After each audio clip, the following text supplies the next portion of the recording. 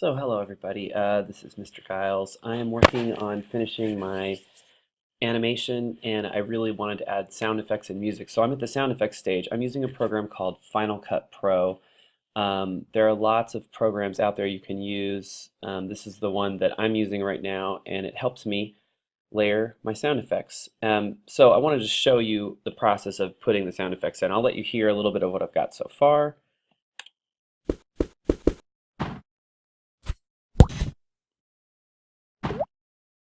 And you can see the sounds down here on the bottom. And a lot of sound effects is lining up the sound so that right when an action happens, you hear it. So for example, I will use the ability to move one frame at a time, and I'll find right when an object hits, and then I will try to match that hit. In fact, this hit isn't really matching that very well, right with when it makes contact. So I might bring the wave here, you can see, gets bigger right there. That's where you really hear it. So now I want it to happen right when it hits, and that makes it feel a little more real. I did a few things to layer the sounds. For example, these are supposed to be water bottles, so I added this tiny dripping sound to combine it with a hit. You hear that little sound? It's kind of like someone flicking their cheek.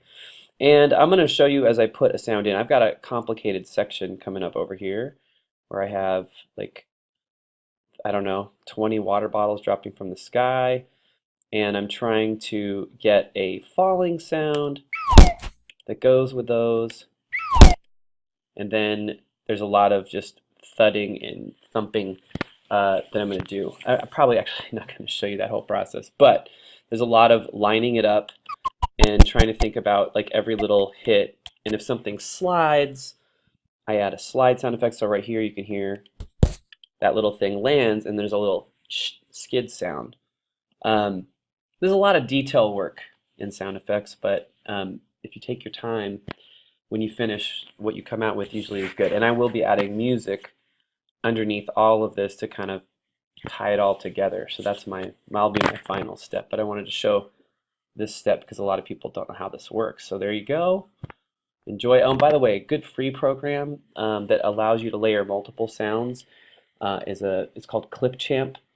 It actually looks a little bit like this, but you can layer several layers of sound. You can import your pivot into Clipchamp, I'm reasonably sure. And I'll probably do some tutorials on that later. Anyway, have a great day. I look forward to you seeing the final animation when I'm done.